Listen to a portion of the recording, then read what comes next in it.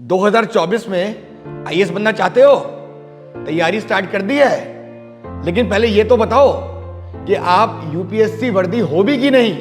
Preparation सही direction में चल रही है कि नहीं चल रही है, ये कैसे पता लगेगा? भाई सबका तो चाचा मामा पापा आईएएस आईपीएस तो होते नहीं है। तो All India Smash scholarship test for 2024 attempt करो। आपको अप टू 100% स्कॉलरशिप मिल सकती है हमारे मेंटरशिप प्रोग्राम में। लेकिन उससे भी ज्यादा बड़ी बात, रजिस्टर करते ही आपको 10,000 का माल, 10,000 का स्टडी मटेरियल, लेक्चर और इसके साथ हमारे रैंकर के साथ एक 1-to-1 सेशन जहां आप अपनी प्रॉब्लम, अपनी स्ट्रेटजी डिस्कस कर सकते हैं, ये सब मिलेगा। तो दिए हुए लिंक पे रजिस्टर करिए तुरंत। नमस्कार, मेरा नाम हर्षित मेहर है। इस वर्ष यूपीएससी सीएसई 2021 में मेरी 376 रैंक आई है और ये मेरा 4th अटैम्प्ट था और ये मेरा सेकंड इंटरव्यू था। इसके पहले जो फर्स्ट 2 अटैम्प्ट्स थे उसमें मेरा प्रीलिम्स भी क्लियर नहीं हुआ था। तो इस पर्टिकुलर वीडियो में मैं बात करना चाहूँगा अपने प्रीलिम्स की स्ट्रैटेजी के बारे में, क्योंकि पहले 2 अटैम्प्ट में मेरा प्रीलिम्स क्लियर नहीं हुआ था और फिर इवेंचुअली 3rd अटैम्प्ट में मैंने प्रीलिम्स क्लियर किया। तो कहीं ना कहीं मैंने बहुत सारी गलतियां की जिसके कारण मेरा प्रीलिम्स क्लियर नहीं हुआ, जो मैं आपसे शेयर करना चाहता हूं ताकि आपको कोई प्रॉब्लम ना हो और आप इजीली प्रीलिम्स क्लियर कर सकें। जैसा कि हम लोग जानते हैं कि प्रीलिम्स एग्ज़ाम जो है वो सिलेक्शन का एग्ज़ाम नहीं है, वो एलिमिनेशन का एग्ज़ाम है। और जब हम लोग एलिमिनेशन बोलते हैं तो एलिमिनेशन सिर्फ क्वेश्चंस के ऑप्शंस का ही नहीं है कि एलिमिनेट करके आप राइट ऑप्शन को डिड्यूस करें। ये एलिमिनेशन स्टूडेंट्स का भी है, क्योंकि आप जानते हैं करीब 5 से 6 लाख बच्चे हर साल यूपीएससी प्रीलिम्स के एग्ज़ाम में बैठते हैं और इसमें से करीब 10,000 या 11,000 बच्चे ही मेंस लिखते हैं। तो आप देख सकते हैं कि मैक्सिमम बच्चे इसी राउंड में एलिमिनेट हो जाते हैं। तो पहले हमें ये याद रखना बहुत ज़रूरी है कि ये प्रीलिम्स जो है ये एलिमिनेशन की स्टेज है। इसका मतलब हमें वो गलतियां नहीं करनी है जो बाकी लोग करते हैं। जो मैक्सिमम लोग जो गलतियां कर रहे हैं वो हमें नहीं करनी है अगर हम प्रीलिम्स क्लियर करना चाहते हैं। तो अब वो गलतियां क्या हैं? पहली चीज़, जो मेरा फर्स्ट और सेकंड अटेम्प्ट था जिसमें मेरा प्रीलिम्स क्लियर नहीं हुआ था, उसमें मैंने बहुत कम क्वेश्चंस अटेम्प्ट किए थे। फर्स्ट प्रीलिम्स में तो मैंने अराउंड 60 क्वेश्चंस ही अटेम्प्ट किए थे और सेकंड प्रीलिम्स में मैंने अराउंड 70 क्वेश्चंस अटेम्प्ट किए थे और दोनों में ही मेरा कट ऑफ से बहुत कम नंबर थे। सेकंड अटेम्प्ट में मेरे अराउंड 90 नंबर थे, मेरा 8 मार्क्स से कट ऑफ मिस हुआ था। तो पहली चीज़ तो ये है कि प्रीलिम्स में आपको ज़्यादा क्वेश्चंस अटेम्प्ट करने हैं, जितना हो सके ज़्यादा क्वेश्चंस अटेम्प्ट करिए जब तक कि आप ऐसे स्टूडेंट नहीं है जिनका हिट रेट बहुत अच्छा है। तब तक ये बहुत रिस्की हो जाता है हमारे लिए कि हम कम क्वेश्चंस अटेम्प्ट करें। प्रीलिम्स में आजकल कट ऑफ ज़्यादा नहीं जा रही है। आप पिछली बार का ट्रेंड देखेंगे तो कट ऑफ 98 से घट के 95 आई और लास्ट ईयर की जो कट ऑफ रिलीज़ की है यूपीएससी ने, उसमें कट ऑफ जो है वो 87.5 तक पहुंच चुका है। तो कट ऑफ तो बहुत कम हो चुकी है प्रीलिम्स की। बट इसका मतलब ये नहीं कि हम क्वेश्चंस भी कम अटेम्प्ट करें, क्योंकि ट्रिकी क्वेश्चंस जो है उनका भी परसेंटेज बहुत बढ़ गया है प्रीलिम्स में। और ऐसे बहुत सारे क्वेश्चंस होते हैं जिनका श्योर शॉट आंसर हमें नहीं पता होता। इसीलिए ये हमारे लिए बहुत इंपॉर्टेंट है कि हम लोग कैलकुलेटिव गेसिंग करें ज़्यादा से ज़्यादा क्वेश्चंस में। अभी कैलकुलेटिव गेसिंग कैसे करते हैं इसके बारे में भी मैं बात करूँगा। पहली चीज़, आपको प्रीलिम्स के PYQs जितने भी हैं वो आपको देखने हैं। पहले 2 अटैम्प्ट्स में मैंने ये गलती करी कि मैंने यूपीएससी के PYQs पे ध्यान नहीं दिया और मैं जो कोचिंग की टेस्ट सीरीज़ है, जो मॉक होते हैं, उनको मैं बराबर सॉल्व किया करता था, जो कि ज़रूरी है क्योंकि प्रैक्टिस भी बहुत ज़रूरी होती है।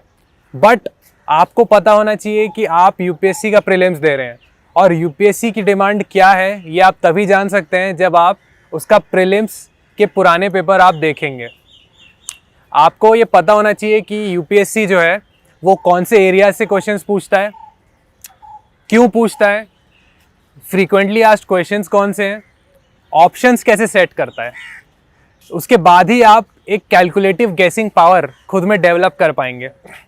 मेरे थर्ड अटेम्प्ट में मैंने यही एक चेंज किया है, जो कि है मैंने यूपीएससी के प्रीवियस ईयर क्वेश्चंस को बहुत ही इंटेंसिवली और एक्सटेंसिवली कवर किया।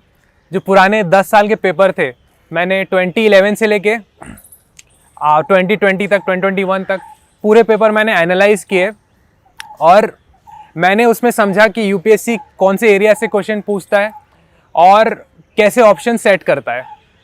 मैंने आंसर्स चेक किए और मैं रिवर्स इंजीनियरिंग करने लगा, सिर्फ यूपीएससी का माइंडसेट समझने के लिए, ताकि मैं अपनी एक गेसिंग पावर प्रीलिम्स के पेपर में डेवलप कर सकूं और जिससे कि मुझे हेल्प हो।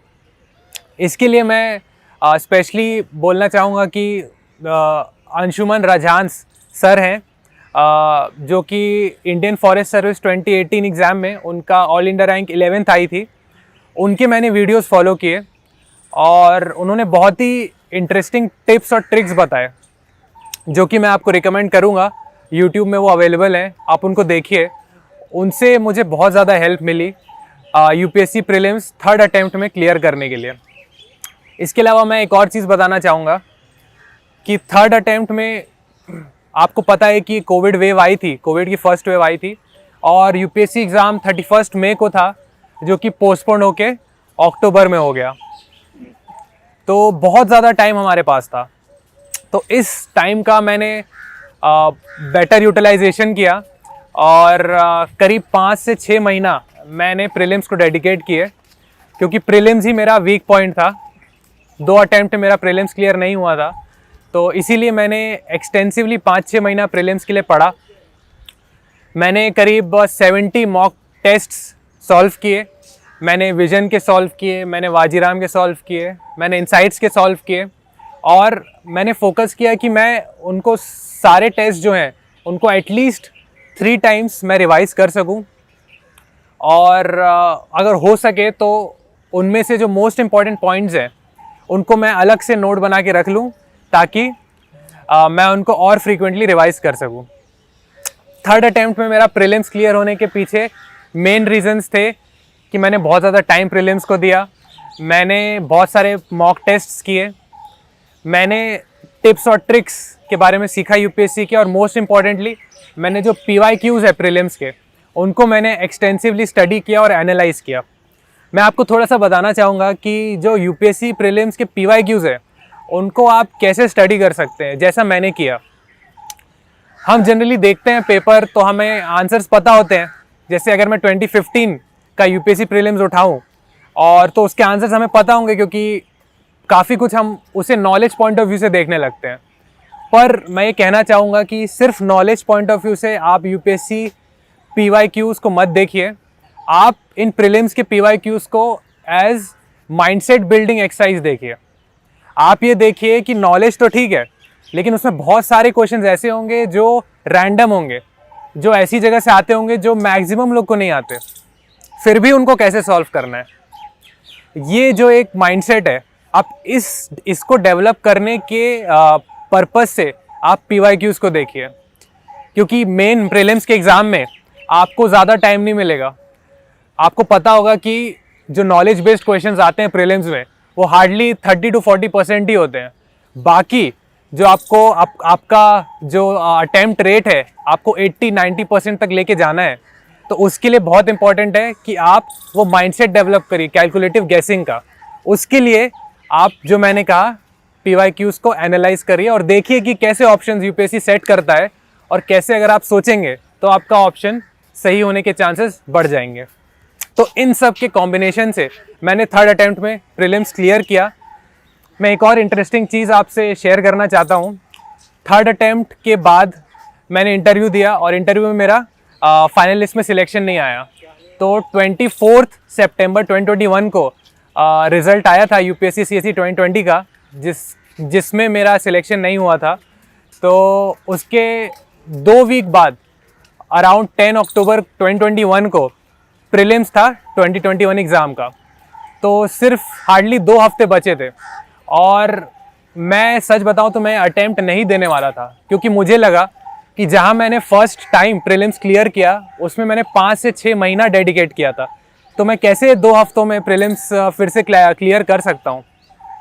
तो बहुत ज़्यादा दुविधा थी। तो इसमें मैं आपको बोलना चाहूँगा कि एक लीप ऑफ फेथ भी होता है जो हमें कई बार लेना पड़ता है। आप नॉर्मल आदमी से पूछेंगे तो बोलेगा कि यार 2 हफ्ते में तो प्रीलिम्स क्लियर ही नहीं हो सकता, और जो कि कुछ हद तक सही भी है। बट मैं कहना चाहूँगा जो फर्स्ट अटेम्प्टर्स हैं उनके लिए ज़रूर प्रॉब्लम हो सकती है ये, क्योंकि उन्हें at least 2 to 3 months dedicatedly prelims को देने की ज़रूरत है। पर जो वेटरन्स हैं, जैसे कि मैं भी एक वेटरन हो चुका था, मल्टीपल अटेम्प्ट्स दिया हुआ है मैंने, तो उनको इतना ज़्यादा टाइम डेडिकेट करने की ज़रूरत नहीं है।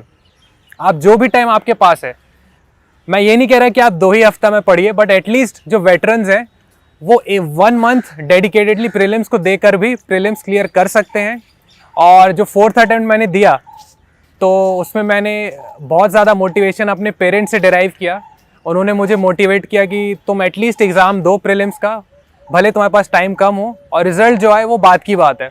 तो उनके मोटिवेशन से मैंने प्रीलिम्स दिया 4th अटेम्प्ट, और 4th अटेम्प्ट में मेरा प्रीलिम्स ना ही क्लियर हुआ बट कि मैंने फॉरेस्ट सर्विस का भी प्रीलिम्स क्लियर किया।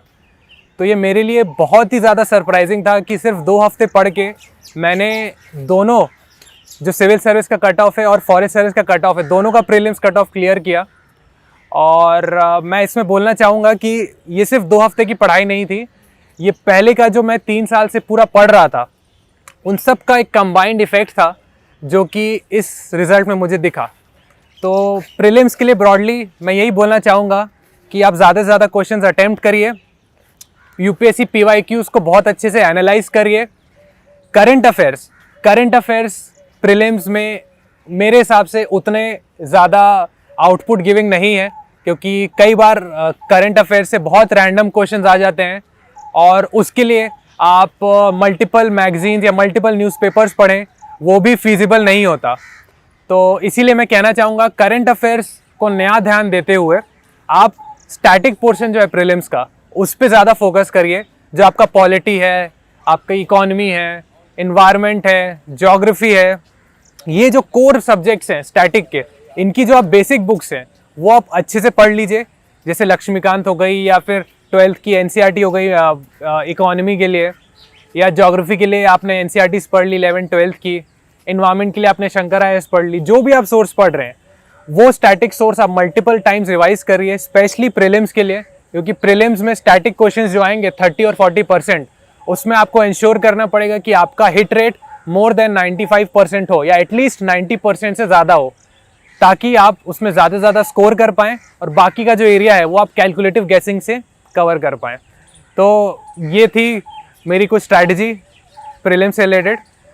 मैं डीकेटी का धन्यवाद देना चाहता हूँ मुझे ये अपॉर्चुनिटी देने के लिए। Thank you.